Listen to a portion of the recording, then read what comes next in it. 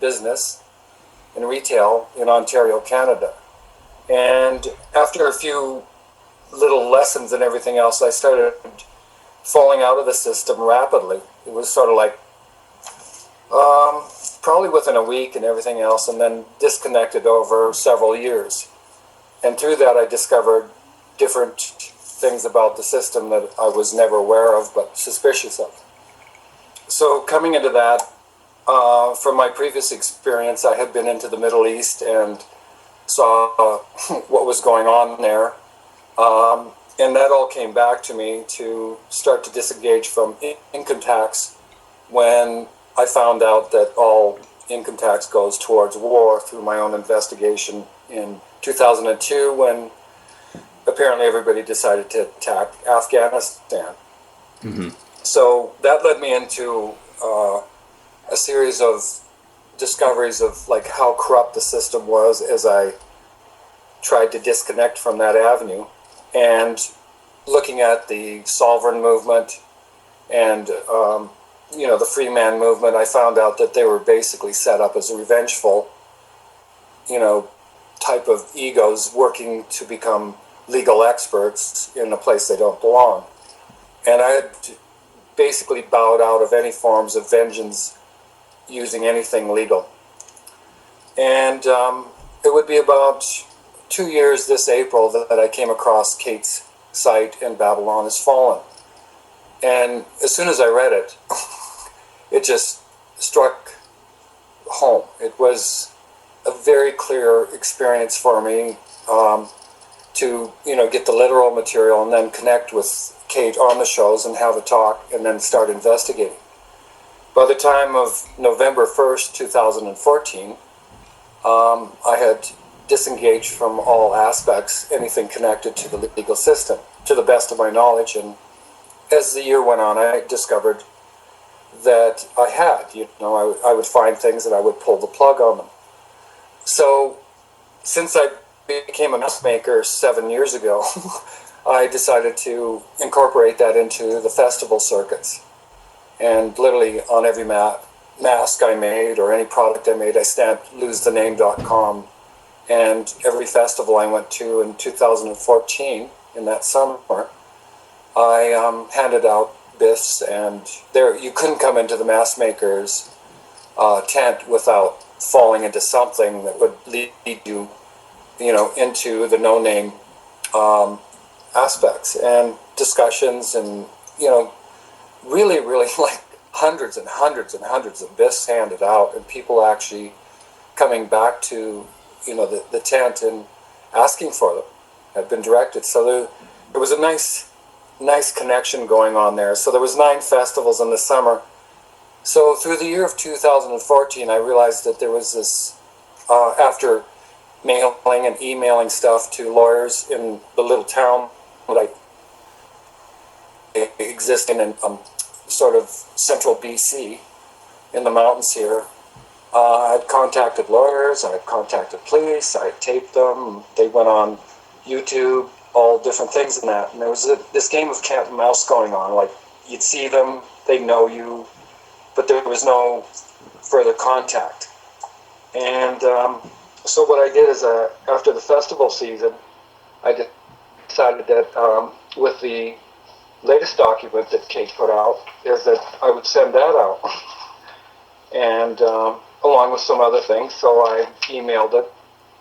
And it was coming up to Halloween, which was exactly a year from the time that I had disengaged from everything, which was really cool. So I arranged with a friend to bring his video camera, and we decided to have a bit of Halloween bash, let's say. And so I gave him a phoenix mask, and I wore one called Will of A, which means see truth. And we went out, decorated up, and handed out mounds and mounds of information, biffs, to the 3-bar circuit that was going on. And as that happened, I noticed that the police were becoming more apparent.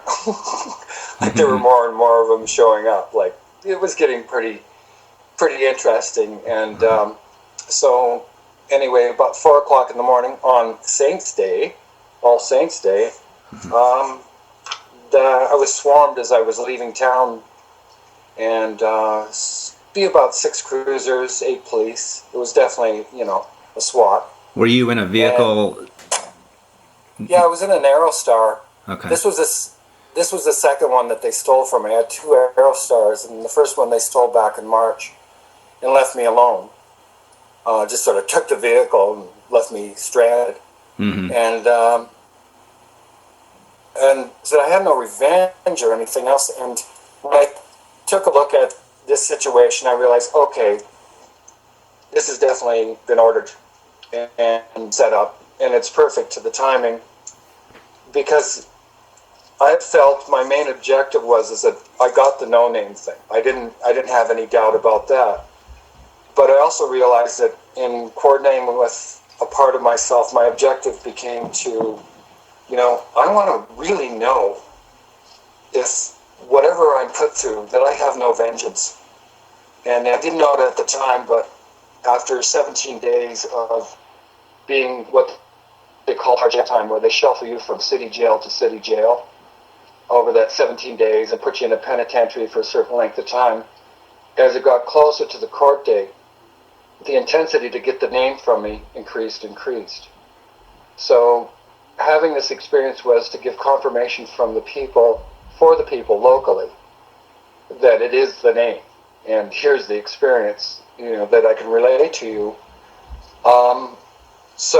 But the benefits that I got from this was basically after about the second day, I stepped into an awareness of the witness within.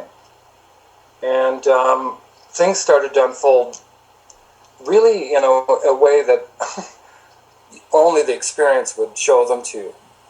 And I realized I had no vengeance. And yeah, there's cruelty. There's these are killers you're with. When you're turned over to we have the RCMP here, which are the ones you see on the street, and then there's a division of sheriffs, the RCMP sheriffs. Mm-hmm. Now that's a different whole core group. They're all paramilitary, but these guys are basically trained in shakedowns.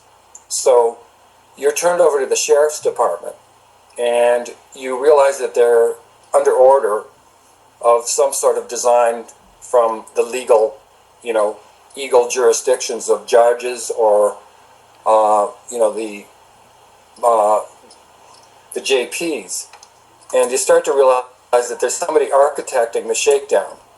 Mm-hmm. And you watch the intensity as they try to get the name from you. So they work several transfers between different sheriff's detachments.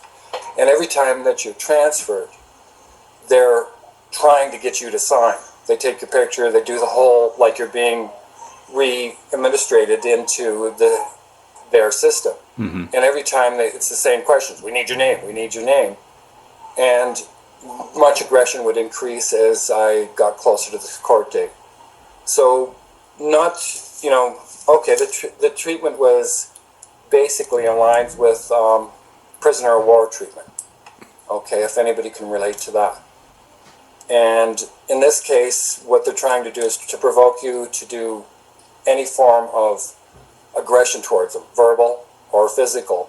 And they definitely, these guys, basically what they are is they're conscious. Everybody you run into in that circuit of these sheriffs, they're conscious, but they have no empathy. There's nothing there. There's no real strong spirit connection other than to run primal body functions, basically, is what you start to sense. Mm-hmm. And totally under order. And they even ignore their own oath when an order comes in. I saw that happen several times. Mm-hmm. But, in the overall view of that, what amazed me was how through each event that I could just stand back and witness. When you're transferred, you're put in cages that you wouldn't put a large dog in. There is no heat. I live in BC, so November was, it's chilly, and you have a t-shirt and a pair of light pants. And to even humiliate you more, they'll put you in a penitentiary. In my case, it was for 3 days. And that was like being at more of a resort than actually the jail circuit. So it was like, really? Uh-huh. And even the people in the penitentiary are going, oh, you're on the jail circuit. That's that. Oh, and but what I had was the truth, and that truth is what led me through. And yes, people are going, okay, well, you were saying it's illegal to use a legal name all the time and everything else, but that was a huge protection. That was the thing that I realized, that what was happening was this really neat sort of coincidence with creation, keeping me in the perfect lesson. Absolutely, every time I took a look at it, whatever incident happened and everything else, I could see that I was being taken to what I was ready for and what I could handle, and I was giving the highest lesson I could, to actually sit there and go back with myself and go, you have no revenge, you have no vengeance towards these people, you're just witnessing. Mm-hmm. And that was probably the point that removed any doubt from me that I would ever revenge in any circumstance.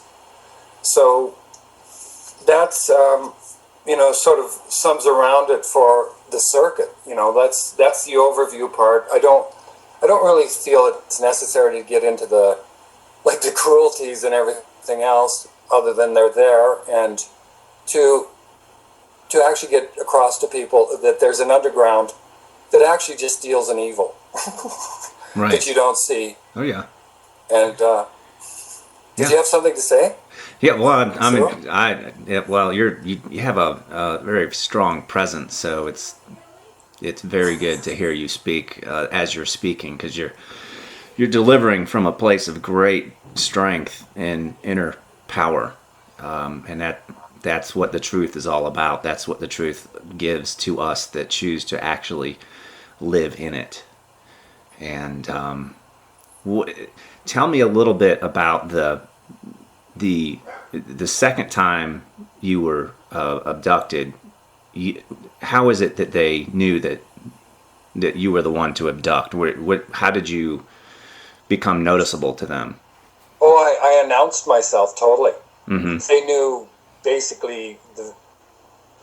This is the second time I got abducted. This is the one that happened November 1st on All Saints Day. Okay, right. The first time was like the lightest feather brushing you can. It was basically, it's illegal to use a legal name, and the RCMP officer jumped back into the vehicle, had nothing more to do with me, right, and handed it all over to a tow truck driver, who was absolutely, as I found out later, now this is the first Aerostar that I had. I made a point of having Aerostars in this for some strange reason. Caravans, by the way, gypsy stuff. So what we've got here is he just copped out to the tow truck driver, and of course they hire the most aggressive guys to do this work when you're stealing somebody's vehicle. Yep. And I went up to the guy and I said, why are you, contributing to a theft here? And I said, I don't ask people for the name, I just ask, do you use a legal name? And he goes, yeah, and you're not getting it. And I said, so why are you doing this? And he goes, well, it's against the law, blah, blah, blah. And I said, well, you need to learn something. I'm just going to get my tools out of this vehicle and whatever. So I got the tools out of the vehicle, and for some reason after I did all that, and the cop was sort of locked in between my van and the tow truck, so he was just sitting there, and I went over to him and he wouldn't even look at me after I told him he had committed fraud. Mm-hmm. And so I thought, oh well. And so I walked to the back of the vehicle, and the tow truck driver was at the front of the vehicle staring at me, and I just looked at him and I said, so you're going to steal this vehicle, you monkey?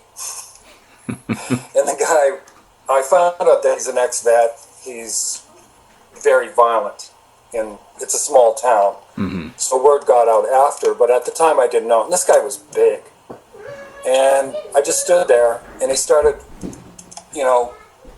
moving towards me in a very, very aggressive way. And I just went, creation, take this one over. I'll mess it up. I'll fuck it up for sure. And all I did was stand there and just stared right through him. When he made it up to me about, he was probably a couple feet away, he stopped like he hit a glass shield in front of me. And then grumbled and growled.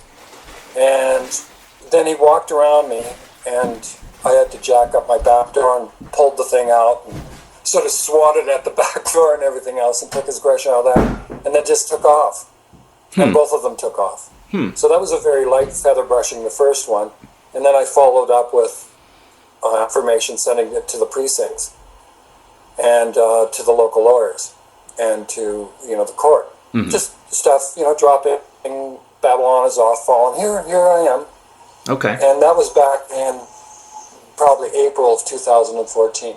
This is what I call delivering this message of the legal name fraud to the animators of the fraud. These are all the officials and cops and attorneys and whatnot.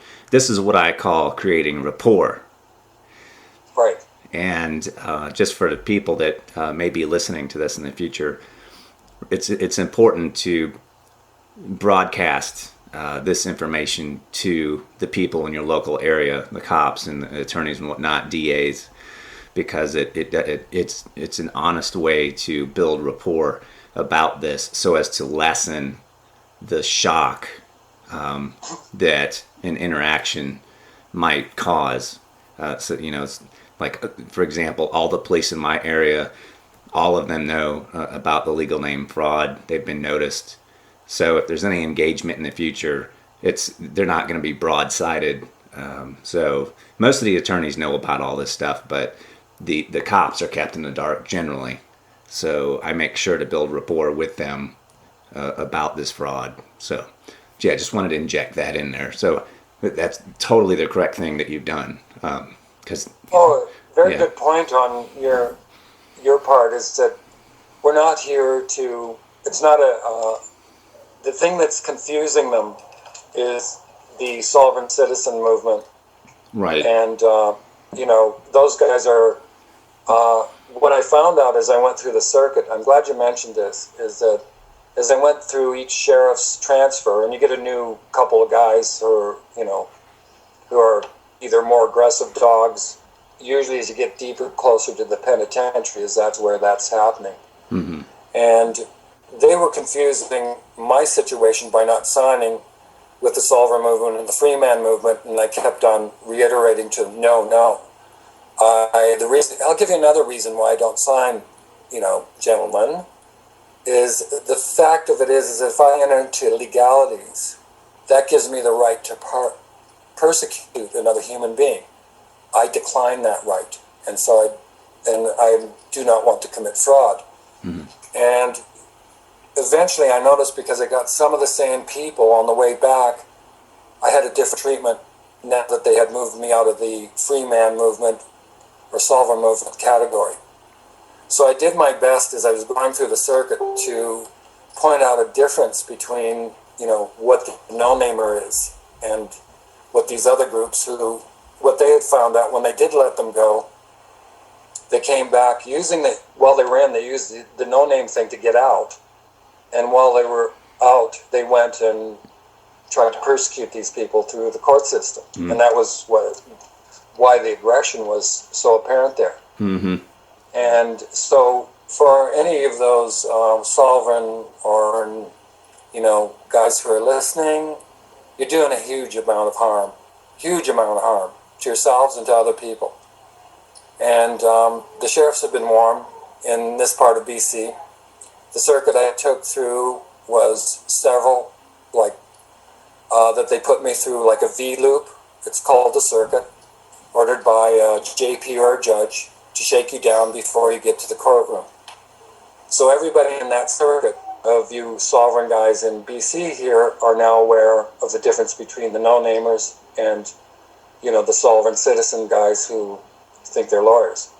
So I hope I made that fairly clear. How'd that sound anyway?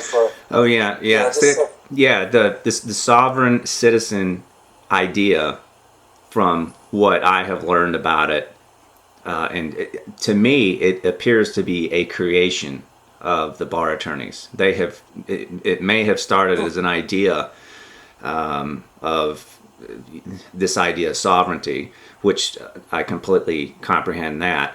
But I think the attorneys wanted to grab a hold of it and create a label to apply broadly to anyone resisting or disobeying anything a corporate revenue officer is attempting to accomplish. That'd be a cop or a sheriff or whatnot. Anyone resisting those people are immediately put under this label sovereign citizen, and then the attorneys, and this is just kind of how I'm feeling this thing went down in its creation.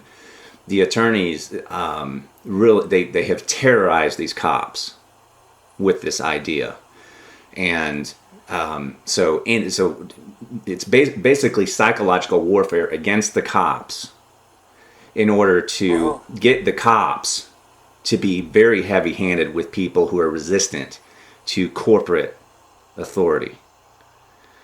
And so, yeah, that's completely different than what we're doing here. We're simply saying, look, we are not legally authorized to be part of the legal society. We don't have the bar card, so we don't have access to it. And because we don't have access to it, we're not under its authorities. And so we stand clearly outside of it. Whereas the sovereign citizens, they attempt to, from what I've read, there's an attempt to use the legal system against itself.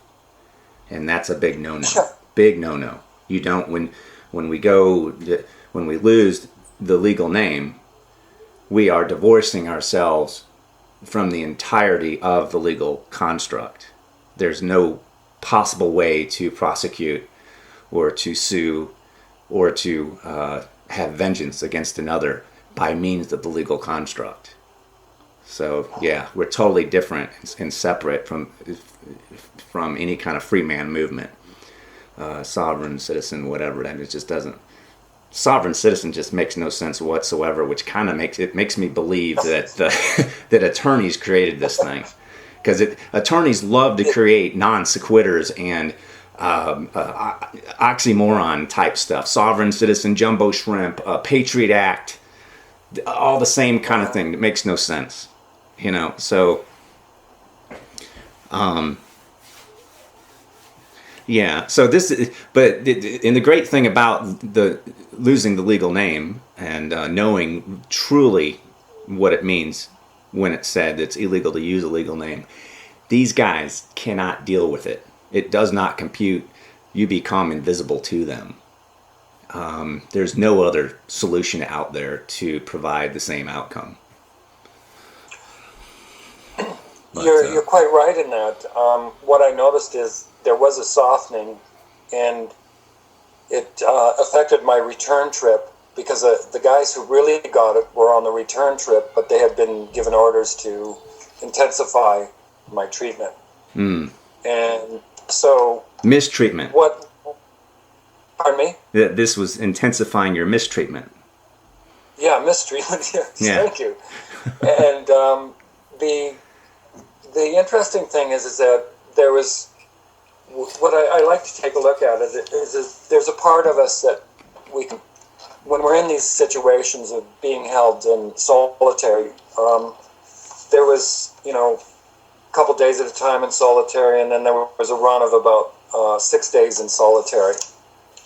And that treatment, because it was more intense, what we're talking about is I'm a vegetarian, so because I wouldn't sign, they would not adjust the diet. So it was sort of like this joke is deliver a meat pie to them, And, a request for a banana and orange was denied, and unless I signed. So what was it they're trying to sign? Tell me a little bit about that document. Well, they just wanted me to give them a signature, and then I would gain the benefits of vegetarian food. A shower. A signature on what? What was the document? It was a signature that was for menu, for vegetarian menu, or? Yeah, for menus when I was in the penitentiary, and then when I was in the sheriff's hand, it was the document for charge. Like here's the charges, here, sign here. Oh yeah, they were wanting you to authorize the legal name charging order. Yes. Mm-hmm. Exactly. Yeah. Mm-hmm. So that's one the sheriffs carried from place to place with your clothes and a little envelope with money, which got stolen at the penitentiary when I refused to sign. And then they were going to keep my clothes. You're in a pair of, inmate pajamas that you're traveling around in the back of a vehicle. You know, that, and that, so what started to enter into me was like a type of wit, you know, of the witness. And for example, you know, you pull yourself out of one of these cages, out of the back of a, you know, one of the sheriff's vehicles for your next transfer. And, you know, there's always a couple of sheriffs standing there hoping that you, trying to provoke you and, you know, degrade you in a lot of ways, like, hey, you know, calling out the legal name, you idiot, you know, what are you doing as you're getting out of this vehicle? And so I, you know, when the witness takes place, you get this sort of wit. So, you know, you pull out of the vehicle and say, have you guys ever been in one of those? And they're, no, we'll never be in one of those. We don't break the law. Well, I'll tell you, from my experience, if you ever got put one of those, you would never do that to another human being again. And just laugh. And then they would go, well, you know, you're innocent until proven guilty, you know. And I'd go, well, why are you treating me like a criminal then? Move along, sir. Keep moving. Yeah. You know, the program would just kick back in, but you still got these little open spaces that you can spike in, you know, in a way that they're not going to club you or take you down in the garage area. And in the 17 days, you don't get to see a speck of sunlight. They've got like folks, you folks in BC, if you hear this, there are more prisons and jails hidden in this country than you ever know of. You know, like I was put into places I'm sure nobody knows of. And for 17 days, the people who surround me and know me could not get access to where I was or anything else. I had basically been removed off the planet. And so, you know, for the people on the outside of all this watching and those who care for you, there was, you know, another drama going on. And the thing is that through the whole situation, when contacting and starting to understand the inner witness of myself and moving myself out of the way of taking anything personal to, you know, was the greatest lesson that I could possibly have experienced. You know, I look at it as this is how creation delivers to you. It's all in the experience. You don't know otherwise until you go through this, and you will far benefit from it by not having any resentment and just take the lesson, work with it, and share it. And so this part of standing in the truth, when you have this one truth that the system that is condemning you has no valid rights over you, you start to see a different perspective to be able to weave your way through this, you know, crazy territory that they've created with lines and borders and laws. And this is where you're more into the overview. And let me explain, is the way I started to see things is that I could see the legal territory, and then I could see the map of how they carry their jurisdictions. And being in the witness, I had this sort of like transparency overlay that gave me variable emotional areas to move into where I could navigate with reason and with an anagogic logic. And this is what, you know, is a type of consciousness that, you know, has been programmed out of us. Right. And this is, you know, like, and it was through, you know, the disciplines of like, okay, I'm not the legal name, and then starting to establish within yourself who you are. And when you get to that point, you are immovable. And you just stay there, and it could have been you know, in my own perspective and everything else, is that when the intensity got so much, I went, I'm right on. I got it. I got this nailed. And all I wanted to do was to get to the judge. Because in my understanding is that you can't phone up a judge, hey, I'd like to talk to you about the legal name thing. That's not going to happen. And so to me was delivered this experience where I would be picked up and taken through the underground and through a series of things that what I understand of the jail circuit is that very few people will last 36 hours in it without screaming, hey, I'll do what you say. Right. And so I got 17 days, you know, whether that's harsh or not, it really didn't matter to me. So when I was taken to the courtroom on the 17th of November, and I'd like to give a little analogic thing on this. The 17th of November was the time 7 years before I became a mask maker. Like, really? Okay. And I presented a play that I had co-written with a songwriter called Children of Autumn. Sort of neat.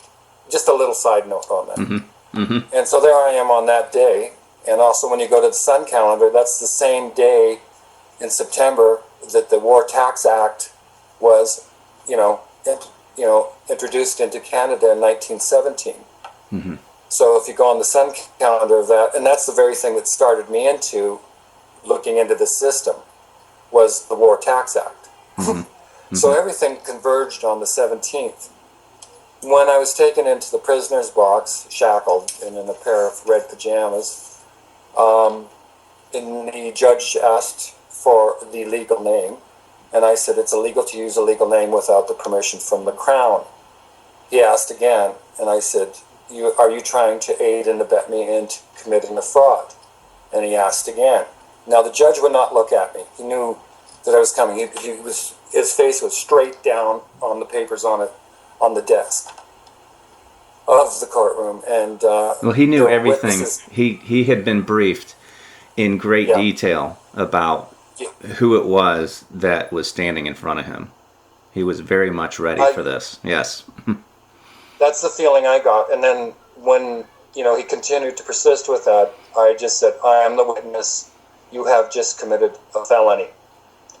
Now, if I wasn't standing in the truth, I think, I would believe that if you were a free man or something else doing that, contempt would be nailed right there. Right. Well, all he did was look down, and he ordered me back into the sheriff's custody until December 1st. Then I was just put back in the jail cell, and at that point I realized the exhaustion. I had been drugged. They put massive amounts of fluoride in the jail system's water system. So much so that in one cell I was at, that it actually etched stain into the stainless steel sink. So I knew it was being drugged, and when I drank some of it, I was put into massive confusion and got sick. Mainly because I had been weakened by that point without food and everything else. So anything that's toxic had an immediate effect on me. So this my whatever. I started drinking my own urine and asking for boxes of juice, which they gave me on occasion. So no food, and that's how I escaped from getting to the confusion point that they want you at, that you wouldn't even know what you're doing by the time you reach the courtroom. So you do get drugged. That's a fact. So what happened, what carried me through, even when I was at, in the stand, the prisoner's box, I realized that physically I didn't have the capability of doing this, so I just said, creation, take over. And this is what came out of me in a very precise and very pronounced way. So when I was put back into the jail cell, I realized that, I'm 64 years old, and I had gone through a treatment that if I continued to December 1st, I would probably not be able to repair it. And it just sort of came clear to me as just sign out right now. I realized I held the circuit breaker, not them. And I wanted to regenerate myself, to present myself on December 1st. I know, okay, don't go back into the courtroom. But I knew that I had to get out of there to be able to put a testimony together to the clerk's office and to, put some of the documents in that and file it. So anyway, I ended up through calling for duty counsel, and they agreed, for release if I signed. And what was really interesting is I didn't feel any like I had betrayed anything or anything else like that at that point, because it appeared to me, as I said, like a circuit breaker, something I could switch on and off. Because when I got back out, I wasn't going to go join back into the legal system. Never. That's not going to happen. Get a license, get a bank account. No, that's so. But I did feel that I needed to regenerate myself, because another 2 weeks just didn't seem to be, it was definitely health threatening, at least. Mm-hmm. So when they went to have me sign out, we went to a computer which is in the jail cell behind, in the jail cell area, and the duty counsel and the sheriff were standing there, and the computer crashed. So they had to walk me through the lobby of the courtroom into the registry office of the clerk, where there were several people there, and it was like it was a party meeting me. Like, they're, oh, here, just curiosity.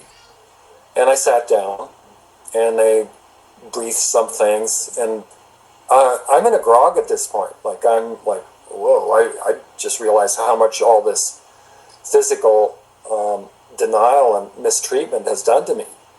And I just looked at them, and I said, verbally, I am going to decline the right to prosecute. Did everybody hear that? I will touch the little pen on the magnetic thing, but I just want you to know I decline all rights to prosecute. I do not want that right. Just want you all to know. And then I just basically touched the electronic thing with the pen, and it was like they all cheered inside of themselves. Oh, great, and everybody was my friend. We'll get you out of here now. But at least I hadn't signed in by the time I got to the judge. So what happened in the next 2 weeks, it took me about a week to collect myself to be able to present, some papers to the clerk and to the prosecution system here. So there's one that has to be faxed and then one delivered to the courtroom. So I did all that, and I put a witness report in of what you just heard happen in the courtroom. The only thing I put as a witness is what happened in the courtroom between me and the judge. And of course, the witness committed fraud by signing to be the legal name, and just gave 2 courses of action, which people could go to my Facebook and read the testimony of the witness from the first court case. So when the second court case came about, I decided to go into the courtroom, because basically the witness report, I kept on thinking they're going to give me a call, and like, no, we don't want you. But I decided to go into the courtroom for reasons being is that I wanted to present to them from the gallery of the courtroom, not in the area of the bar. Whatever makes a difference, it doesn't matter, I was there. So my presence I'm admitting to be the legal name. And I had already signed, so I just want to follow this through, but I do want to ask the judge for permission to use the legal name in writing before I enter into the bar area, and just mention that. So when I was called up, I stood in the audience area and said, Your Honor, I need your permission to enter the area of the bar in writing. Will you grant me that? Otherwise I will be committing fraud. And rhetoric went back and forth with us, and eventually I explained how I would be a third-party interloper without written permission from the Crown to be here. And he ordered a warrant for the legal name, and basically didn't dismiss me or anything else, and just sort of got busy with his paperwork and started to ignore me. So I went, I guess it's all over. He didn't address the case charges. And so I walked out of the courtroom, and then 2 sheriffs grabbed me, and I said, what are you doing? And one of the sheriffs had been one of the ones that had followed me through the circuit. He says, well, you're under arrest now for. And I went, well, I didn't get permission to use the legal name. The judge didn't recognize me in the courtroom. Well, we have your picture on the warrant, which they had before. And I said, you guys took that picture. And then they just handcuffed me and threw me in the jail at the courtroom. And so I was sitting there, and before I went in, I just went, duty counsel. And the lawyer who was duty counsel before had fired himself after I had confronted him with an email. He fired himself from me, would not defend me. And I got this middle-aged woman and explained that I had been in 17 days. And I had 2 witnesses in the courtroom That's another story. The one guy that was there, it's hilarious. I'll give a background to that at another time. But anyway, she went out and I said, could you tell them that I'm okay? Because they went, oh no, Steve's in jail again, basically. I know these guys, they're dear friends, and they've been following this, and they're, you know. And so she went out and they gave her more information about it. So when I got called, this time I'm in the prisoner's box, you know, handcuffed, with the sheriff and the same judge. Now the judge in the second one was a different judge. All the officials in the courtroom were not the same people. They usually, this is a small town, so where did they get all these new people from? The prosecutor was a totally different prosecutor. Her name was Danny. And that was the one that I sent the witness report to from the first court case. So now what happens is that this little duty counsel, she's a real digger. And she runs over when they call up the case and runs over to the prosecuting counsel and exposes that information has been withheld from this new judge. That he didn't even know that there was any case previous to my presence in the courtroom. And all of a sudden everything started to change, like heads started to turn and everything else. So you have a Crown prosecuting attorney withholding evidence from the judge. That's a no-no. So he starts to inquire into the case, and he gets 17 days of hard jail time and blah, blah, blah. And he goes, well, what is he charged with? You know, like other than, well, obstructing a peace officer in the line of duty. And which is apparently up here a fairly serious charge. It can get you a heavy fine and jail time. And the others were, of course, the no licensing and, you know, the no name written on the license plate. And the Crown prosecutor goes, sir, he's liable to repeat these offenses. And he goes, well, what did he do to get the obstruction of justice charge, or of a peace officer? And, well, he told them it's illegal to use a legal name. And the judge goes, well, dismiss that charge. And then they went down the line, and basically the charge that remained on the legal name was driving without being in the possession of a driver's license, and a $240 fine, payable in June if you wish. And I was released. And it was, you know, just sort of like, oh, I'll just turn that switch off now. You know, I'd signed. But what happened is the judge was actually cozying up to me, and to me it was sort of sickening.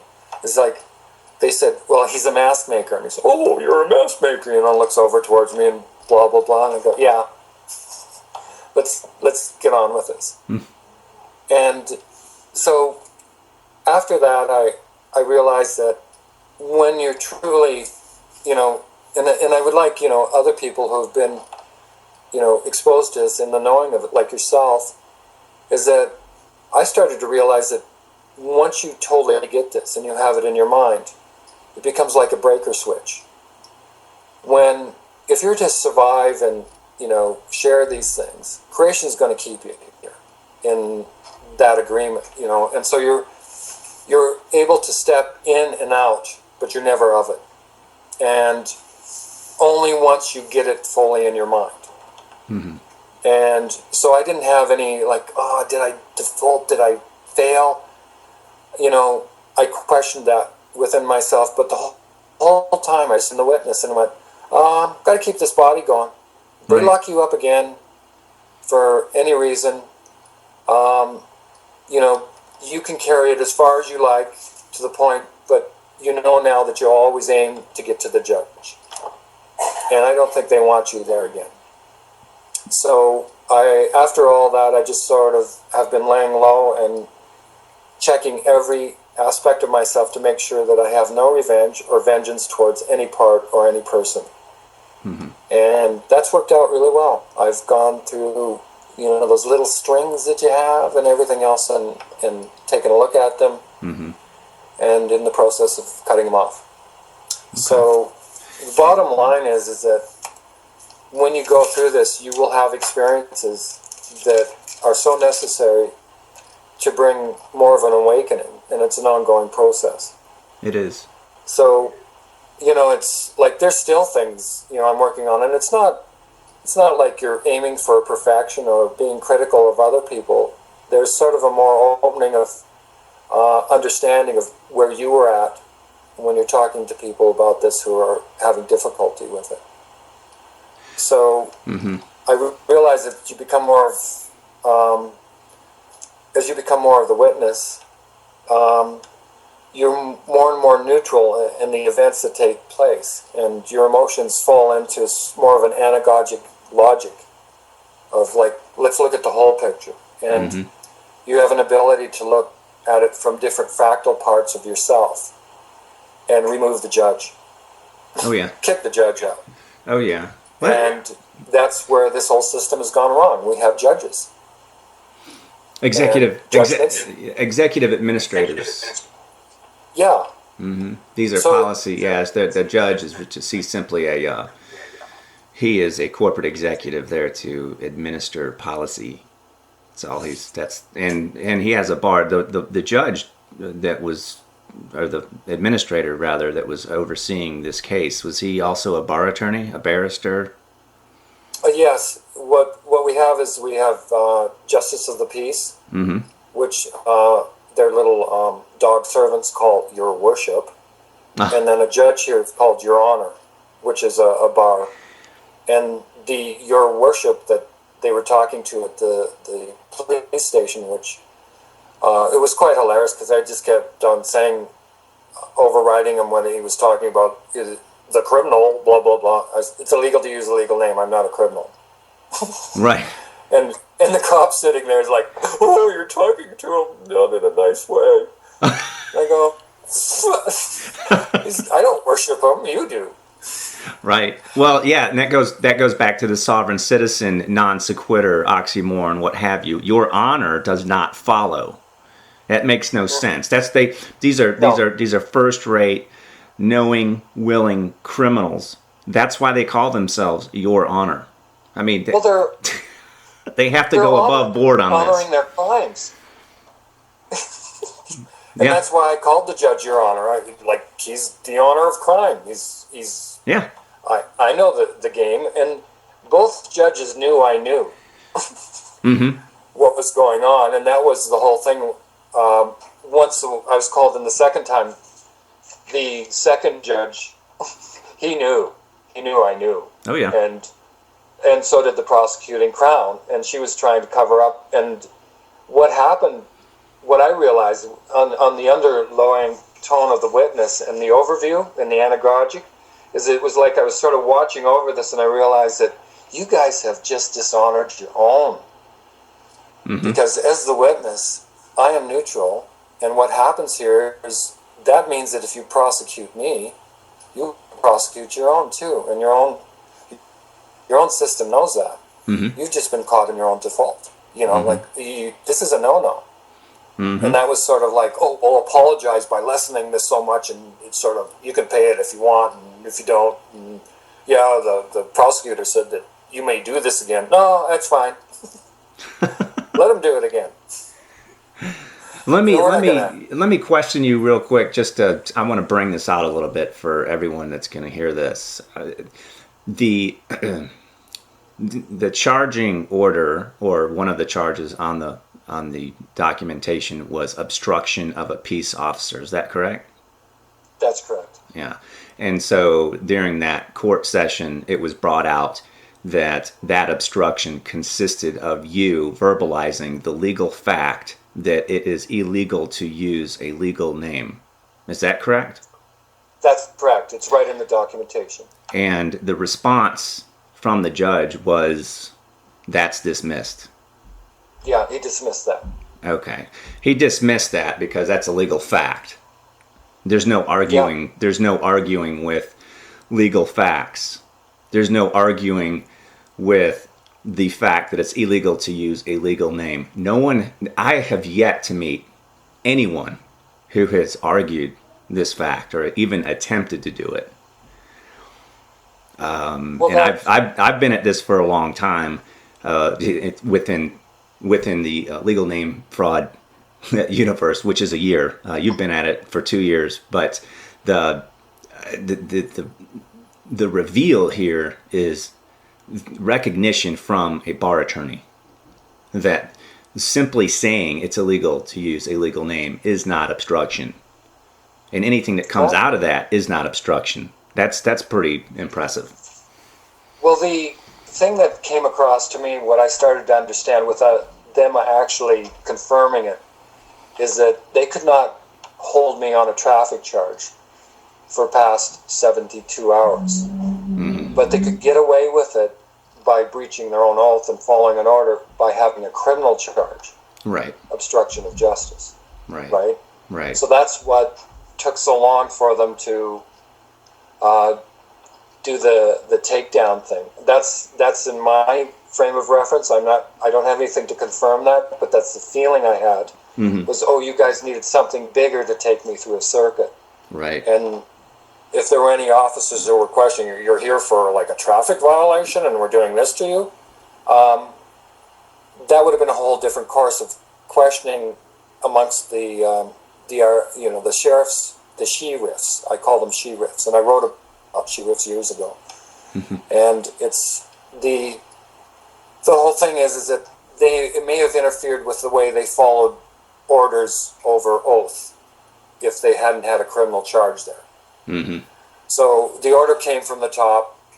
The officers put together basically a 6-car SWAT team and 8 officers. I mean, that whole situation was, I actually had to laugh at it while it was going on.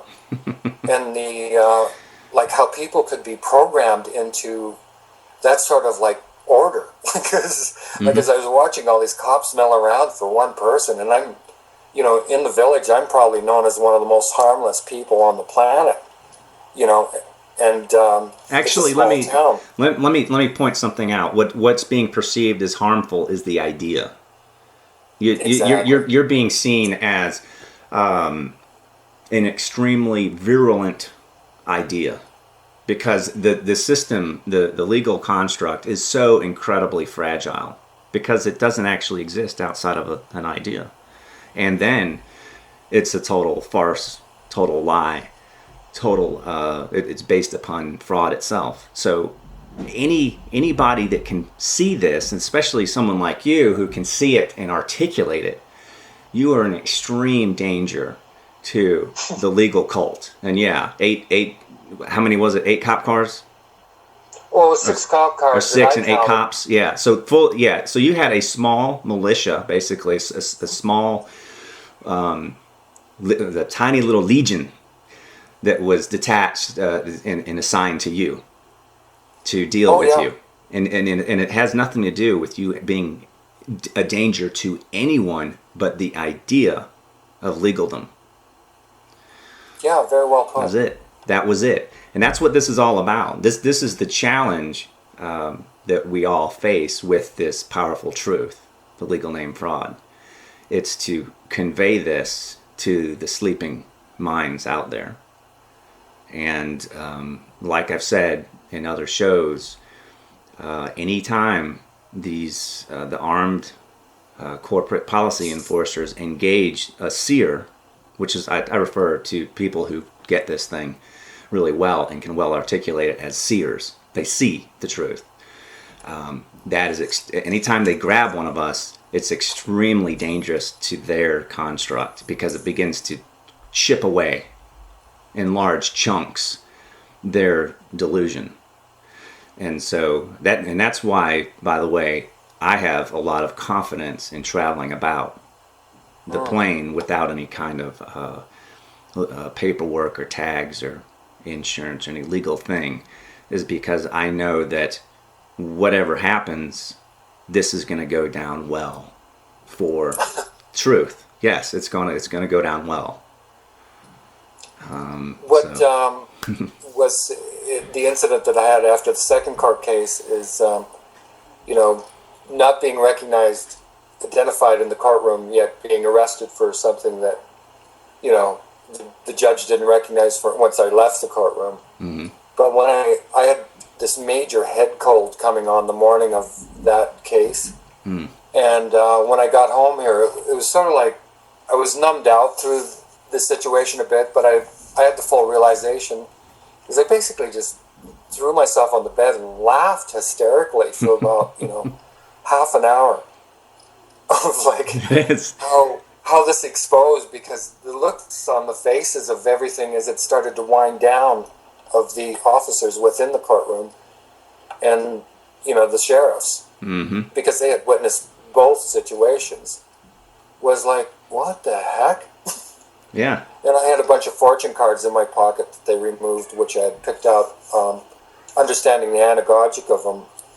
And there was a bit of card trickery that took place in a magical way when I was in the prison system. When I went on the return journey, and this is in the allegory sense, I was given a deck of cards, just handed a deck of cards when I was locked into a jail cell coming into the Golden area about 7 days before.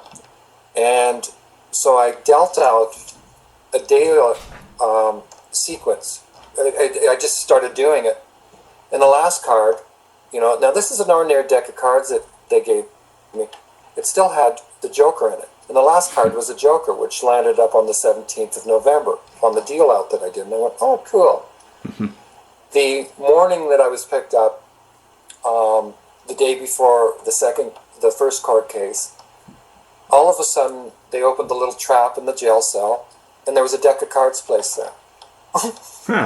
I dealt it out, and guess what the last card was the Widow. With the Widow in the games that I was familiar with in poker and in gambling, you are guaranteed half the pot, no question. It's halfway. I'll meet you halfway. That's what that card means. Or there is death. You take the black, I'll take the light. And I looked at that and I went, well, what's the odds of this? The first current case turned out exactly what the Joker card came in, of my impression of what the Joker card was through an anagogic. The second one was, you're in the dark, I'm in the light. Okay, we don't have to fight. There was a natural agreement. The Widow. And the mask that I wore the Halloween night was called the Willow Leve, which to me was the will of truth. True will. And convinced me, through the anagogic as well, is that you just stand in truth and you'll watch a miraculous game play out and you don't have to be a part of it. And it just played out so synchronicity for me that I was entertained the whole time through, what do you call it, your crucifixion, to keep myself always in that position of really, really intense observation, but not intense. Also, there's a humility, yet there's a type of arrogance, and the observations are so clear that the wit comes in exactly at the right points that you need it, and you can actually play more in the situation, which reduces your stress of the surrounding program.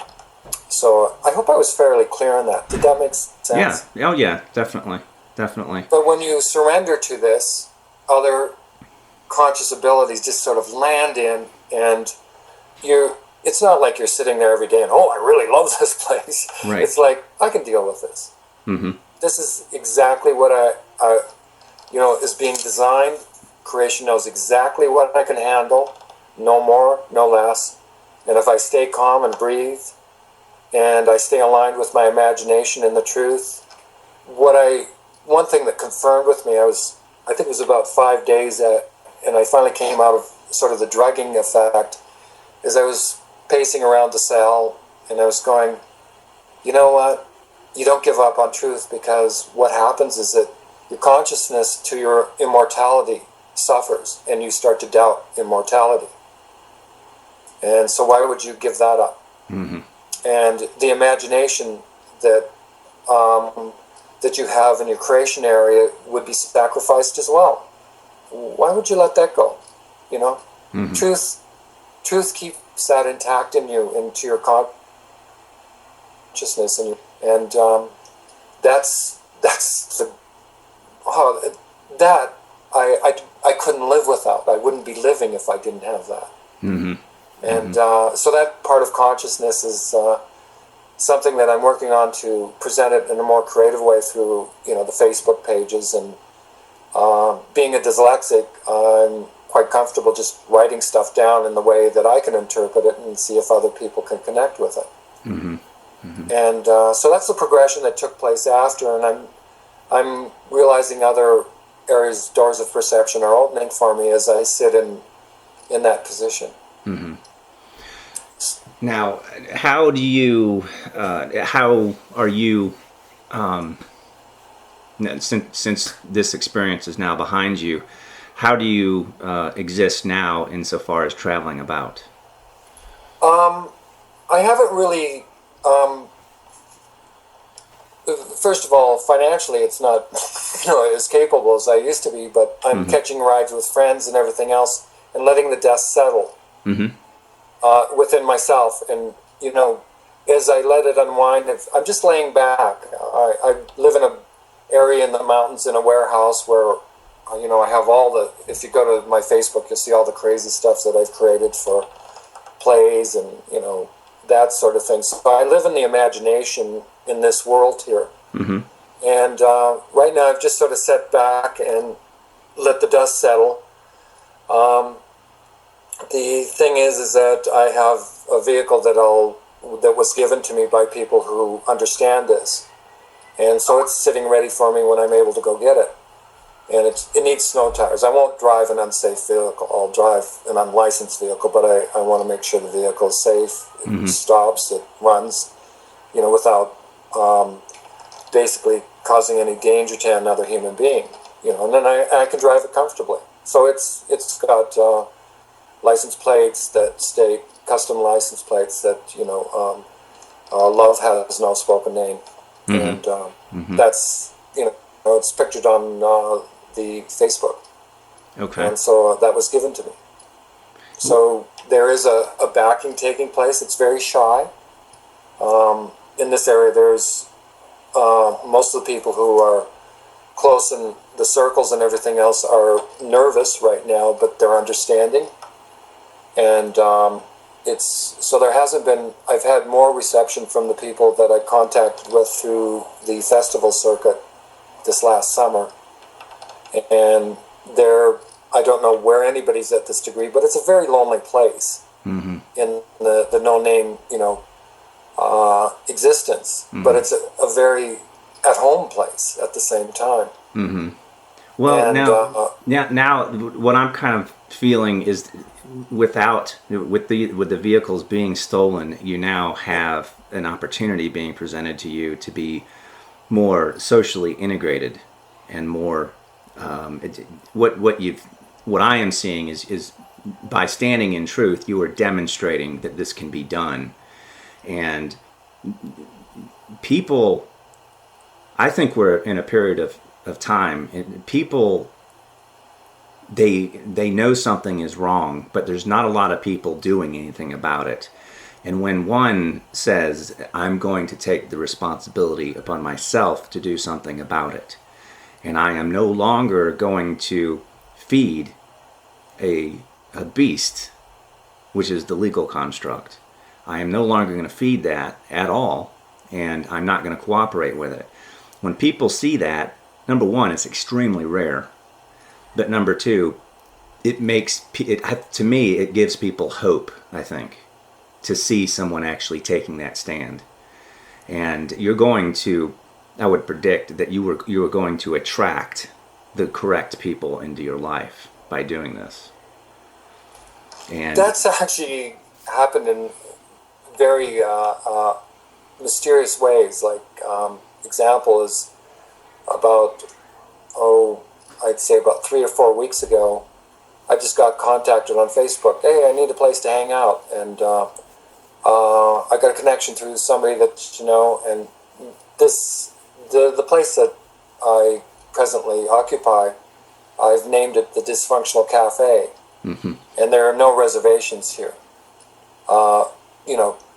So if you come, you don't have any reservations. And so a girl who was working at the Purcell Back Lodges, which he caters exclusively to high-end people, judges, lawyers, accountants, arrived here. I would say those are exceedingly low end people. Yeah, yeah, they are. Yeah, they have high incomes, I guess. Anyway, where they're working. Yeah, they're low end. You're right. You know, you know, in the world of naughty dumb, people think they're up there. Yes, That's what I call this existence is naughty dumb. The naughties and the dum dums. Right. And, it was so it gave me an opportunity to just hand over this whole folder of Biff's and legal name stuff, and off she went to this lodge. While I was I've remained fairly stationary here. So that was just sort of like an opportunity that I thought I'd like to see how that unfolds with. It's getting it out there. It's every day there's something that I email out or present on the Facebook.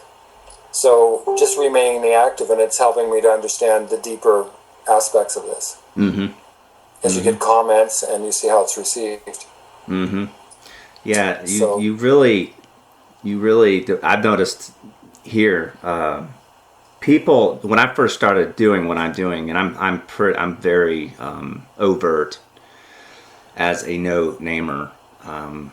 When I first started doing this, I got the idea that I was toxic waste.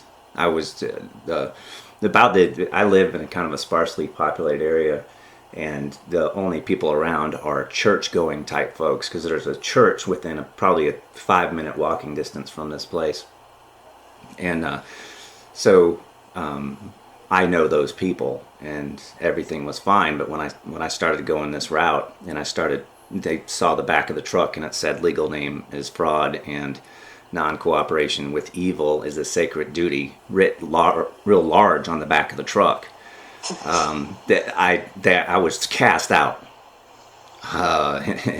in no uncertain terms, and but that's okay. I mean, it wasn't like they were real tight connections, anyways. There were people that were around this area that I did have an interpersonal relationship with. However, at this point, as time has passed and they've gotten used to this, they're still kind of cold, but they're not like they were. But it's very difficult to overcome any kind of religious programming in these churches. So that's kind of not happening. But I've found that there are people out there that have been drawn closer to me as a result of standing in this truth, and that's been very beneficial.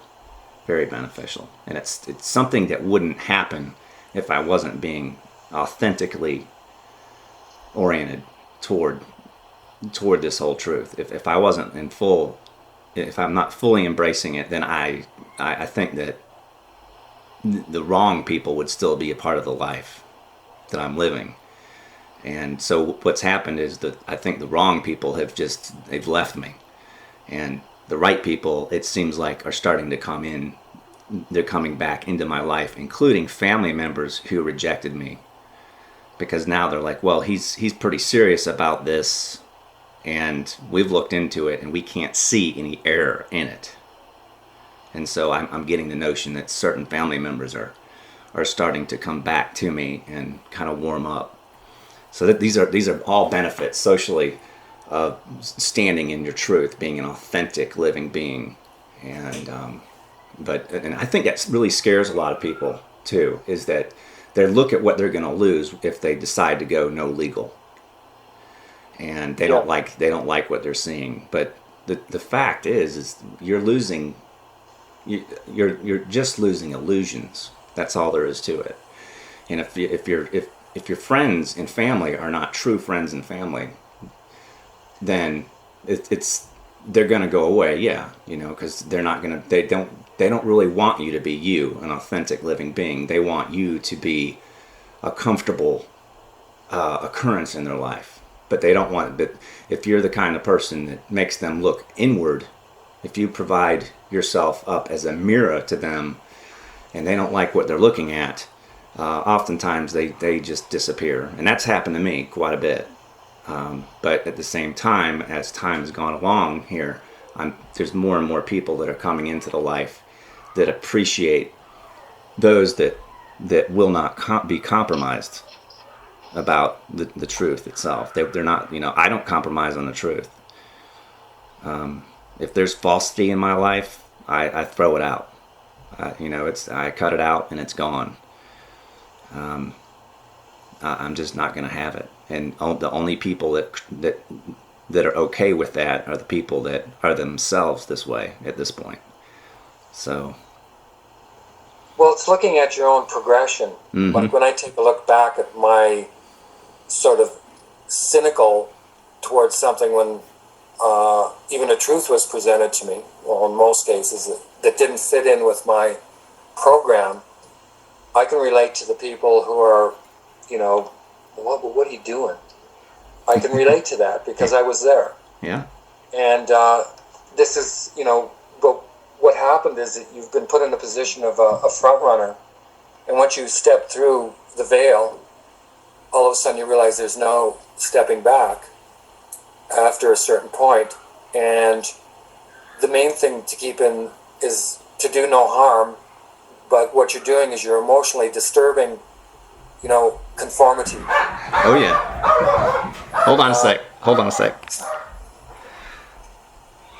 The kids and the dog are running through the house. I'm in a small part. I'm in an office, and the kids every now and then they'll just decide they want to chase the dog or vice versa. So okay, it sounds like it's all settled down. Continue. Okay, well the conformity thing is that if you have enough people conforming, it's naturally assumed as being the norm and the truth. Mm-hmm. And once you see that you were caught up in that conformity for comforts and being aligned with the system that's intact, and when the holes start to come through of like, this is a judgmental system, and what I had to do was catch my own judgments in order to catch the system's judgments. Mm-hmm. And so the thing is, what's so easy to do is to just put it in the denial bin. Is like, okay, I want to keep this conformity going, it keeps me comfortable. And once you start to realize that's not what you are, mm-hmm. and that's what other people have conformed to do, and they're outside of what they really are in their creativeness. And when you take a look at the wasted energy on the jobs that we have to do and the incomes that we have to keep, you realize that eliminating that, we would create a whole different paradigm of, what can I say, a society that would be constantly, you invent and then surrender that invention to sharing and then reinvent. Because once you, in the creative part from, what I learned about mask making is that I never create the same mask twice. I always put a little different tweak and a different change into it. And I learned to let go of my last creation. And that way you're harmonizing with the ebb and flow of creation, is never repeating the same thing twice. Mm-hmm. And this system is repetition and copyright. Mm-hmm. It just wants to keep things stuck in a slow motion movement. And that's what's happened is, in my own sort of waking up, I realized I started to move into a frequency that wanted just to recreate.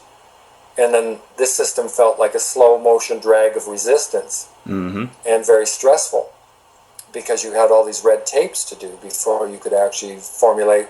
You could formulate, but when you went to put something into manifestation, there was now all these bars and holds and red tape. Mm-hmm.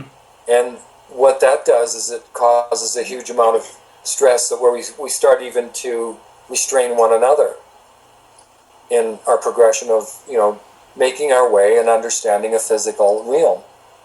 And once the realm is realized as something we pass through, not something that we're being to be imprisoned in, then there's a whole bunch of crazy things that start happening with you, and they start to integrate on the outside.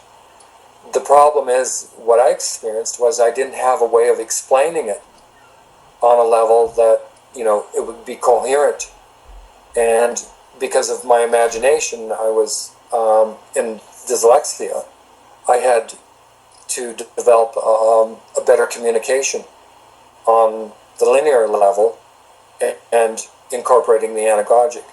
Mm-hmm. And that's the area that I'm working on right now. And, through this conversation, I think even if you had this conversation with me a year ago, I would probably not be able to bring a certain amount of clarity to it on the linear and anagogic levels that I am capable of now. So this is where it's led me, and I realize that communication is clearing and clearing, and it's a bridging. Mm-hmm. So this is what the bridge that I'm building, and it's a rainbow bridge. I actually put it in one of my dream boxes that I created 10 years ago and didn't understand it till now. Mm-hmm. So it's working its way through art, it's working its way through music, and that's more of the subtle without forcing a belief system on anyone. You know, this is the interference of free will choice that, you know, so many people just say, well, you know, you have to control in order to have order. Well, this is what it gave us, is what we're looking at today, and to unravel it requires, you know, a group of people getting together, and that's what's happening now. I think the whole point is that you felt alone at one point going through this, and, you know, how to connect with more people that are aligning with it. Mm-hmm. And we sort of have this core truth that keeps us, well, actually started, I don't like the word revolution as much as I prefer the word uprising, not uprising. And as that happens, then the communication levels start to become more coherent to bigger and bigger groups. So that's sort of the view that I'm working on right now, is using creative ability to present. And I've gone through what I would explain as, okay, I got the hardcore experience, and now let's take it into the place of where, you know, this is where it confirmed in me, no doubt, I have no revenge towards any living being on this planet, mm-hmm. and never will. But I still have some little fine tentacles that I need to clip. Mm-hmm. And that's, you know, that's going to be a creative process versus the slam dunk thing that when I first came into it, that, you know, there was like, oh, how dare they do this to us? Mm-hmm. And that doesn't exist anymore. Right. Well, too, and I hear that mindset a lot, is how dare they do this to me? They are victimizing me. I've heard this and I've analyzed it. That mindset is the outcome of non-participation in one's causality. We live here, and up until recently, most of us have volunteered to be non-causal and to not participate in the outcome of this plane, socially speaking, politically speaking. And because of that, others have filled the gap, and they have extremely ill intent. The legal animators, they have done this in our absence. And so to change this paradigm simply requires us to begin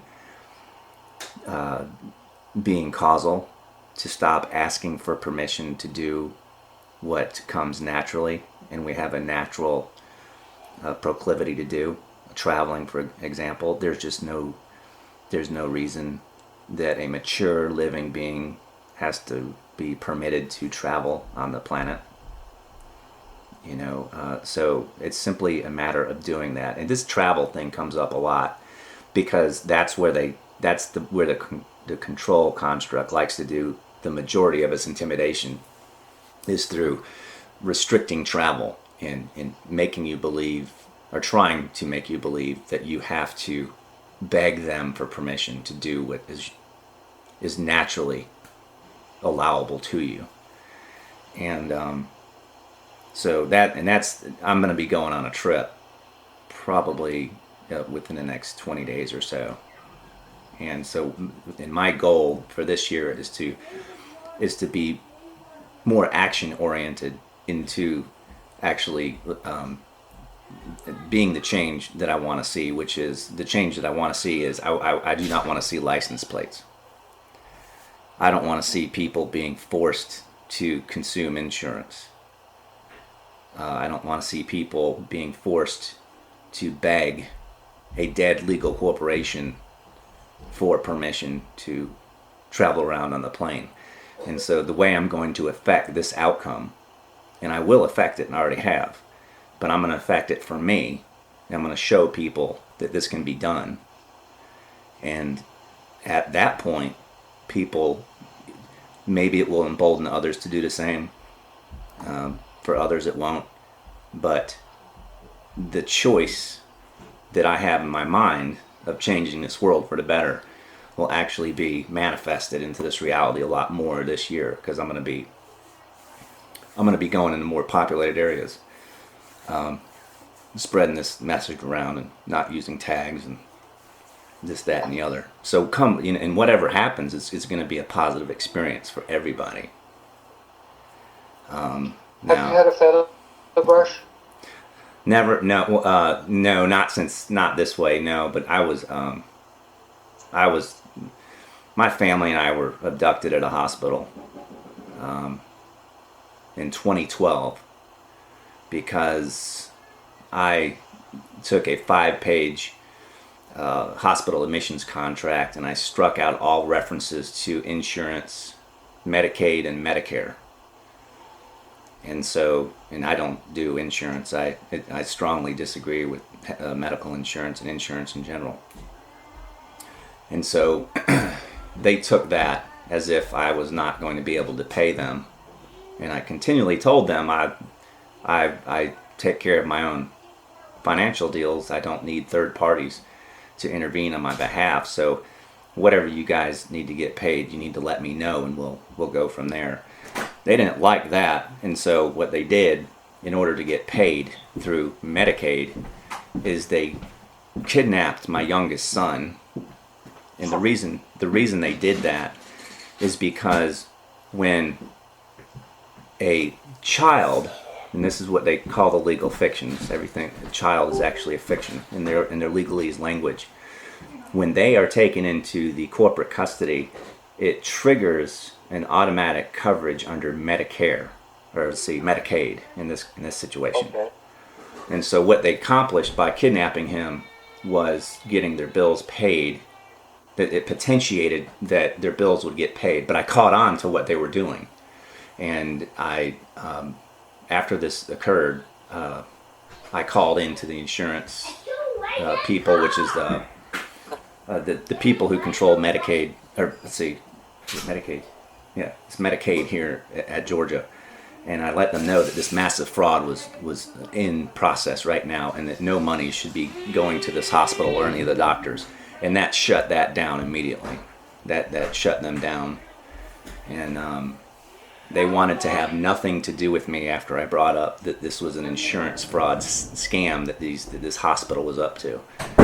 And but anyways, my son was... He was never registered. I didn't register him because I had a fundamental disagreement with the idea of registering a living being with a fiction, a corporation that's known to be terroristic. That would be the State of Georgia Corporation. And yeah, and so, and I didn't know anything about the legal name fraud at that time. When he was born, and so when the wife and I were at the hospital, we just said, "Look, we're just gonna tell the hospital the truth, which is we haven't come up with a name yet, and he was never registered. So and to this day, there's no birth certificate of any kind." And once we told the kidnappers that there was no birth certificate, the son was returned within hours, post haste. They returned him very, very quickly, and that's what got me to thinking about, well, what's going on here with this birth certificate? Because everything changed once that one fact was disclosed that there was no birth certificate for him, and they asked me why, and I told them why, what I just told you, and it was like they were great guns trying to be evil toward us. And as soon as we told them there's no birth certificate and why, they became completely different animals.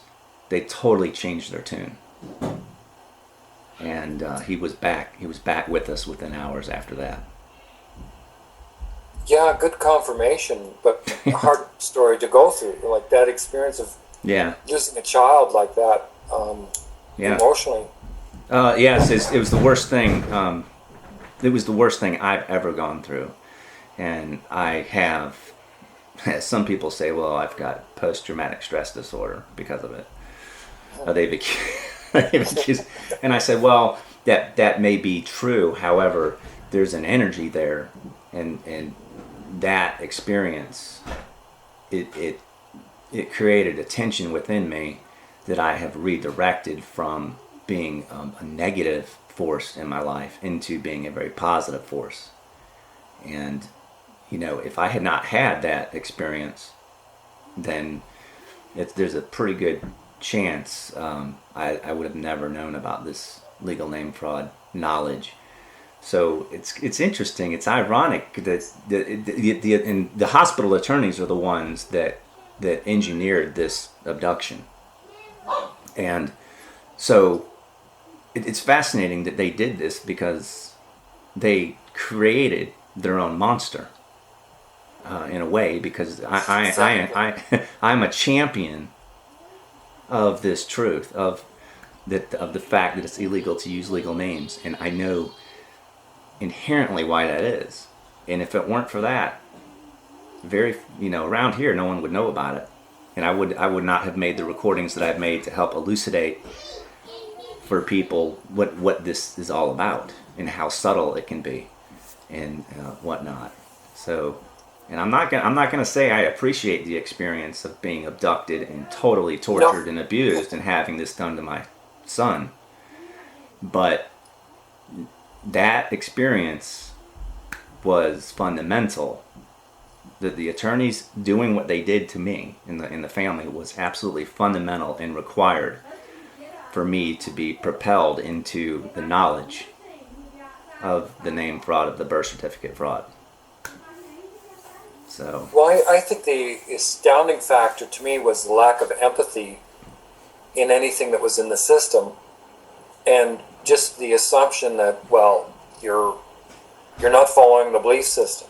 Mm-hmm. And as one sheriff said to me, well, all we have is a difference of belief, And I said, yeah, but yours is the one that causes me to be locked up. Yeah. And it's sort of like,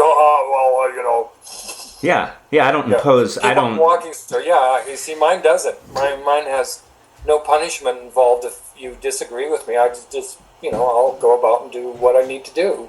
Yeah. So the difference between me and you, Sheriff, is I'm not a terrorist. You're a terrorist because your belief system has to be supported because it's such a failed idea. Because legal is such a horribly failed idea. You require guns and threat of force, and actual force against others that don't partake in your religious cult. That makes you a terrorist, Sheriff. I, on the other hand, have ideas, and they're just ideas. I don't sit there and abuse people and terrorize people because they don't have my ideas. That's the difference. Well, by just the intent of strapping on a gun in the morning to go to work. Mm-hmm. Is something that's just beyond my, I have nothing to do with guns. Right. And what I'm noticing is that, people have families around here, out in the mountains here, and many of them moved out of the city to get out of cities because of the fear of violence, the way that, possibly we're going into an economical meltdown and everybody will be turning into survivalists to some point, which means that, if you're out in the woods here and some guy's shooting at a deer that you want to have, you shoot him first and then you shoot the deer. Mm-hmm. This type of madness among us, which makes us enemies of each other. Mm-hmm. And so to actually confront the very system that actually has the biggest weapons with this, I'm noticing several young people with children, and they're holding on to some pretty large ammunition caches, and I'm going, there's a better way. Mm-hmm. Yeah, because what we have... Are you a vegetarian as well? I'm going that way. I'm going that way. Wow. I need, Yeah. and the reason is because the cost, the the cost of food is it keeps on going up, and the quality keeps going down. And and also I don't feel good about eating something that was alive that had consciousness in it. I'm not, I've not always been that way. But as the more conscious I become, the one cannot help to be thinking about what's on that plate and where it came from, because you're conscious, you're elevated. And but yeah, I'm definitely going that way. Yes. Yeah. Yeah, I've been a vegetarian for a number of years, and of course, right now I'm even fine tuning it. What happens in my experience was that there was just sort of like I couldn't even digest meat anymore, but I didn't know it was the meat. This happened several years ago, and so I removed it from my diet, and I moved other things and then brought them back, and then meat was the factor. Right. So my overview on this is that this is going to be presented into our consciousness, and what I experienced was like I just can't eat it. Like it didn't feel comfortable at all. Indigestion, massive indigestion, and everything else. And when I cut meat out, so I sort of looked like the point for me was creation will deliver, and the longer that people hold off become aware of this, the symptoms will be more extreme. We're consuming life, Right. and so there's a guy who's really good to listen to on Gary Yurovsky, YouTube vegan. So check that out. The guy presents it very well, and I believe what you can do is get some recipes and different things that.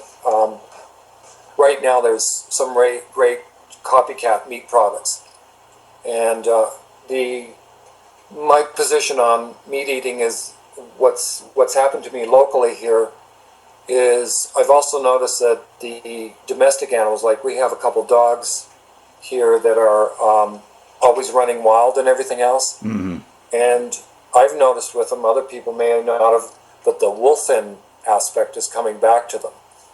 And there's a little independence coming into these two dogs that you don't harm them like in any way. You talk to them, otherwise they will snap you. And I'm glad I caught on to that because these are big dogs. And my whole thing is that this is going through a conscious level, and it's pretty important, I think, to get that out along with the legal name thing. I mean, Kate's been discussing it, and I've been a vegetarian for quite a while, and I'm starting to look at eggs basically as chicken abortions, and they're tasting like that, so I haven't had any eggs for a couple of weeks, so just sort of as a front runner, I'm realizing that I'm starting to get some rattlings in my system physically on the manifested area. And then the formulation area, the overview, starts to see why. And it'll work through you. You've got the idea. And, Oh yeah, but you notice there's a different consciousness that enters into you after you make the switch. And it's a little tough because it's people go, well, I was guilty. No, don't feel guilt about it. But once you pass through it, you realize you'll never do it again. So you can let that one go. And it's not about a judgment thing or anything else on that. It's the fact that I've got this feeling as this, everybody wants this ascension and, freedom from, this dragged down type of consciousness. Well, the thing is that when you have an ascending consciousness, or whatever we want to call it, there are going to be things that manifest in your body and your consciousness. So if you're not paying attention to it on a conscious level, it's going to manifest in the body level. And that's what I experienced through changing diet. So I'm just giving, you know, my sort of feather brushing with creation about if it's, you know, okay, plants we kill and everything else. Well, it's actually, it's more of a, what I noticed in consciousness is that the plant molecular structure is consciousness in you as well, and we're actually plant-based in a lot of ways in that consciousness, in the way that we need to give life to the plant, like be the support system of life. And those aspects will become more realized as you work through it, and you'll do it in your own progression, in your own way. Mm-hmm. So that's my little spew on, you know, veganism, vegetarianism. Mm-hmm. And but I guarantee you there will be a clearing that takes place that is like the awakening to the no-name thing. It's like, oh, cool. Yeah. This is so neat. I didn't see that before. Yeah. And you'll be well rewarded. Well, that where I come from on animals and whatnot is that I sense the clear consciousness within them, the way I sense it in human beings. When I look into an animal's eyes, I can see that soul, if you will. There's a connection there, and it can be with a deer. It can be we've got a dog here, and she's got incredible EQ, emotional intelligence, and I think consciousness is raising within the animals as well. I get this feeling. Oh, yeah. It's not just us. You know, they're having experience here just like we are, and I do not have this. There's a lot of people. I live in the South where hunting is the thing, and we have that here in the mountains. Like they shoot everything here. Right, and I'm not a hunter. Everyone around me is, but that's not something I like to do. And it's extremely difficult at this point. Because it's like what was happening to you in your feather brush. They were attempting to feed off of you. That's what that is all about. Now they weren't. The important part here is that you're required to stay alive, but sub causality in order for them to feed off of you. Whereas with the hunting and the farm raised animals and whatnot, this is they're just wanting to kill that vessel with consciousness in it and consume it. And you know, I'm not that doesn't square with my whole philosophy at this point. It's worse and worse. It's just a lot of people who start going to the vegetarian route, first they have a repentance. You know, they have the so-called change of mind. So that happens, but then they have the reality that everyone around them has not had this change of mind, and they're still, you know, so you have to get independent in terms of fixing your own food and whatnot. That's the next step, because you can't. This is like religion, to a lot of people. And when I first got into this years ago, it was like, oh, you know, you rabbit, you know, and people who are vegetarians have no strength. And I returned back to doing construction work, and it was sort of like, well, I'll show you how much. And guys who were 20 years younger than me couldn't keep up with me in the work programs. And I'm 64 now, and I've been doing work with younger guys. The cash program in my case. And they're quite surprised at my energy level. And even when I was going through the sheriff's circuit at one transfer, you know, they had the legal name thing, and they're going, "You're 64 years old?" I went, well, apparently I don't remember, because, you know, at birth I was, you know, I couldn't write anything or anything else or read calendars.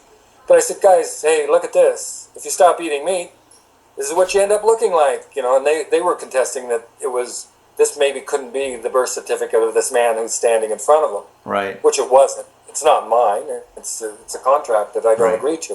Right. But, you know, I thought I'd just get a little vegetarian spew into them, and they said, well,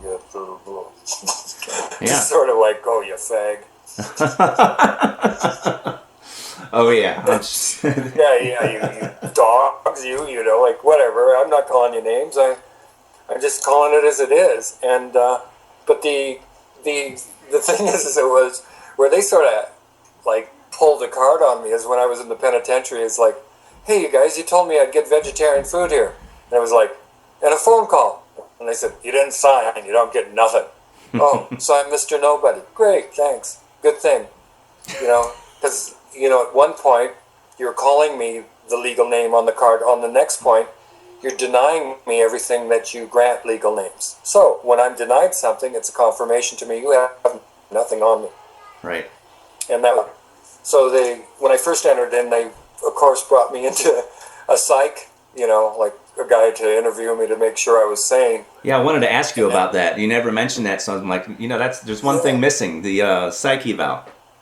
Yeah, and it was pretty interesting because the guy and I had a good conversation about the legal name fraud, and I presented it in a very rational way, in a very calm way, of saying, I realize you guys got me on the circuit, and it's going to get more intense. And then he said, well, I want to put you in a right place, there's different cell divisions in the penitentiary system here. So so we want to have an analyzing of you, And what it came out to is when I asked the cell, once I was placed into a cell division, I asked the security guard that was there, what did this psych say about me? And he goes, actually, in so many words, you've got your head screwed on right. Mm-hmm. And that's why I wasn't held for 30 days of, being analyzed. But the prison sentence here, what they did, the system is there would probably be about 60 to 100 people in each cell block. Me and one other guy were the only ones who didn't get our 11 o'clock and our 7 o'clock at night prescription drug, psycho drugs to calm us down. There was a lineup at that time every day, and literally cupfuls of drugs were being swallowed by each inmate. Wow. And one of the things they said when I was talking to them at the main desk, they said, in the cell block, they said, oh, aren't you supposed to be in the lineup for your psychotopics? Oh, you didn't sign, you don't get any. Ah.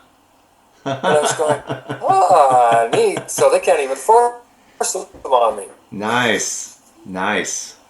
I've heard of that too happening. That's there's a little insight, and you have to go on the inside to find out what the workings of these things are. And they're definitely not correctional institutes, because one of the inmates told me that once he's released and he goes on the street, to replace the psychotropic drugs, which he becomes is very dependent on after being there for several months, it would cost him up to $3,000 in prescriptions. Yeah. So they go back to the street drugs.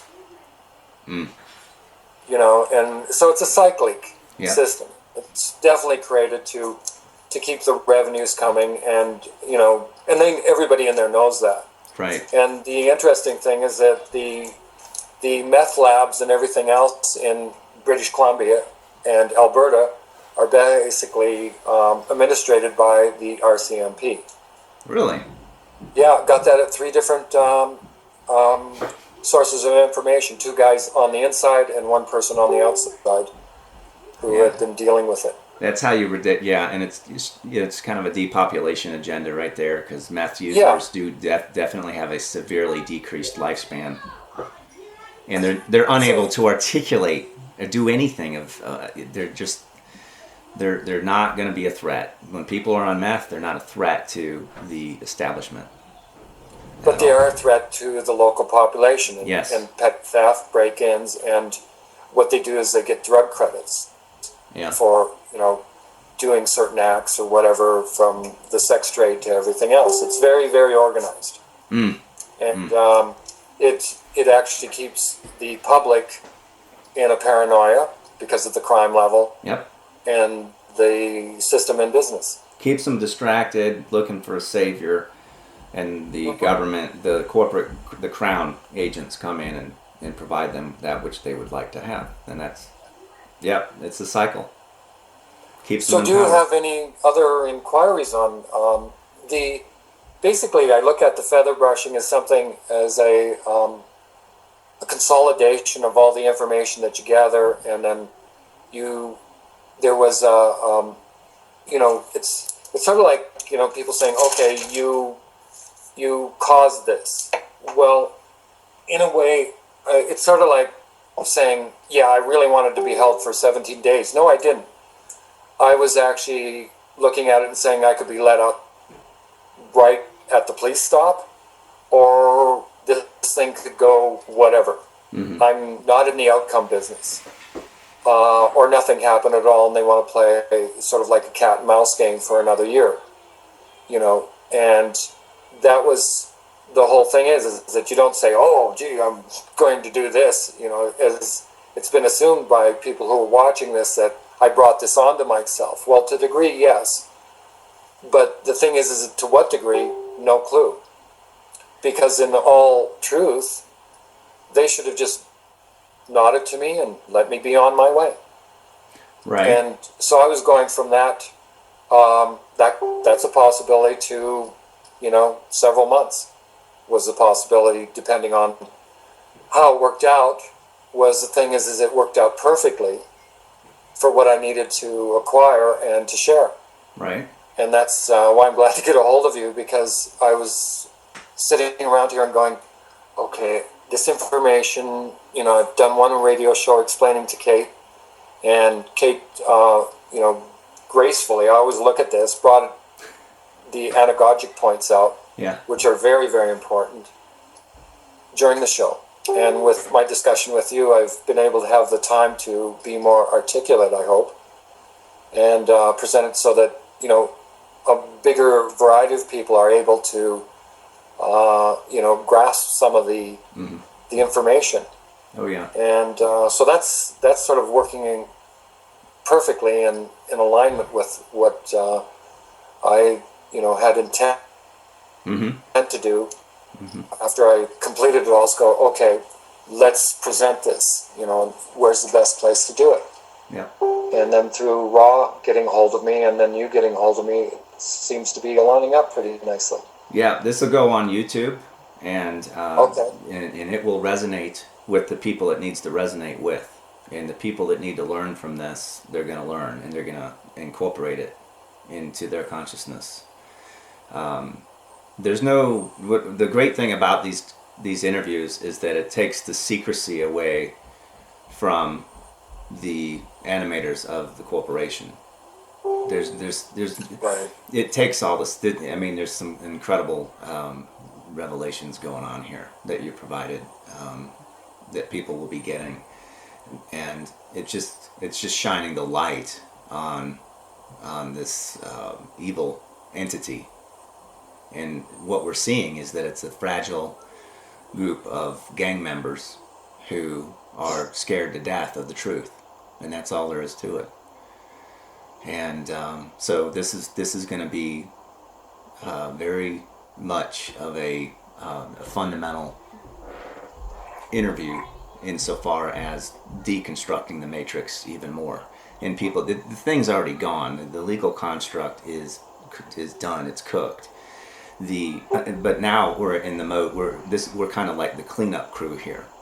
We're helping people introduce themselves to the reality, which has always been there, but they just, because of this brainwashing that we've undergone, this mental conditioning and psychological warfare from the legal construct animators, we haven't been able to see it. It's interviews like this that pull all the junk away and contribute to deprogramming and detoxifying from these villainous ideas that the bar attorneys have imagined and foisted upon us through years of conditioning. Well, you're right. It's all an idea, and the people are fearful of. The reality of it is that there are dangers, and it's a scary place out there. But danger is real, and fear is the illusion, and that's the idea behind it, is to keep you in fear. Yes, it is. And so you can't coordinate a thought long enough, or have the time in this system to be able to, converge with yourself. And look at the fear. Look at the way that the judge, the administrator, was not looking at you. He was looking down. These people don't look you in the eyes. That's fear. on their part. Yeah, and Yeah. it shows that's a weakness in the ability, and just to brush you off into sheriffs take them away because you know the dogs will follow orders. Right. And then same thing in the second case was to defaulting to, you know, something that you're not willing to do, and these sheriffs and everything else aren't aware that how this energy works. And the fact of it is that if you follow an order from a judge, he's off the hook part way. You've taken it all on by taking the action, and you know, and worshiping him through the fact that, you know, orders dictate, not even to you. I saw them several times ignoring their own oath that they take, right, over an order, right, and presented that to them, and it's just like, move along, sir. You're now getting, you know, and you realize you've got to get this stuff out at the right time. But the thing is that there's the processes where you skip over your thoughts of fear and you go into the presenter part of you, gesturing part of you of the witness. Is that, did you see that? I saw that. And these people can't look at you after you do that, and you're free to walk away in the point because you're not showing any form of retaliation or aggression towards them. You're just saying, you didn't see that? I saw that. Yeah. And you present that. That's right. And that seemed to be to create a pathway where I could walk through without any physical harm being done to me, but the order program being enacted. But part of the order program works in your favor because it's a leash that goes on to these conscious entities who do not have empathy. So in a way I was realizing that, oh, they're on a leash. And that works in your favor once you become open to the fact that creation's got you. Right. And the only way creation can have you is, you know, it can hear you and you can hear it. And so this is the experience I had of that alignment taking place, you know, and I know a lot of people are going, well, you know, look at all the hardship you went through, and they're going, well, whatever it was, in your perspective. In mine, it was developing a higher consciousness to how to position myself, of me being the breaker switch. I can turn the charge off and I can turn the charge on. They no longer have control of that. Right. And that has yet to fold out more, and to my own realization even more, but that one has definitely been very, very constant within, you know, the further actions that I have intent to create with. Is that I'm in control of my own switch. They're not anymore. Yeah. And yeah. You're entering into causality. This is the whole thing. Is right. You have been made aware through their actions how causal you can be. And that's what it takes. An answer to people say, well, look what you've done. Look at what you have brought onto yourself. Well, that is simply turbulence as one goes from the world being a slave to effects and entering into the world of causality. It's simply turbulence during that transition. That's all that is. It's required stuff. I mean, you're doing a pole shift here from non-causality into causality. This is not necessarily going to be a smooth transition. It's being born again. I mean, you get back to the book. You die to this world, and you're born again. That's what this is about. Yeah, and it's letting go of those old impressions that used to control you. And so there's a letting go, and that's freeing out you for the new creation. It's like the ancient Tibetans before the priesthood, you know, got a hold of everything else. They used to invent something, and then they created a discipline that you let it go. Right. You just let it go. Right. And that way they could always stay in the mode of creation and letting go.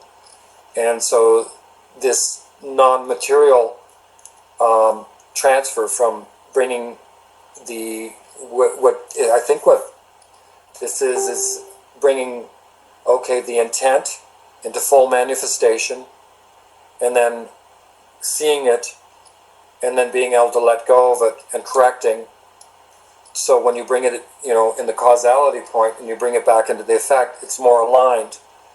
The reason being is because you've let go of the past. Mm-hmm. Mm-hmm. And so you don't have the turbulence you're talking about is always, that doubt. Oh, what if, oh no. The Right. what if factor.